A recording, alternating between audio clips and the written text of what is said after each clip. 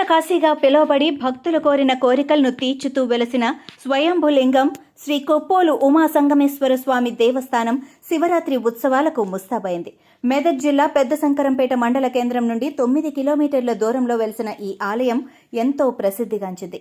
RTC బస్సులను శివరాత్రి సందర్భంగా భక్తులకు వివిధ ప్రాంతాల నుండి ఏర్పాటు చేయటం జరిగింది. భక్తులచే నిత్యం అభిషేకాలు అందుకునే ఉమా సంగమేశ్వరుడు శ్రావణ కార్తీక మాసాలలో ప్రత్యేక పూజా కార్యక్రమాలు నిర్వహిస్తారు. ఆలయంలో నిత్య అన్నదానం ప్రత్యేకత.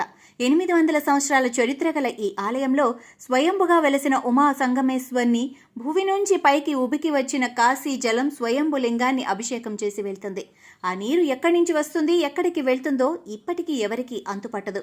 శివరాత్రి సందర్భంగా ప్రతి సంవత్సరం 2 నుండి 3 లక్షల మంది భక్తులు స్వామివారిని దర్శించుకుంటారు.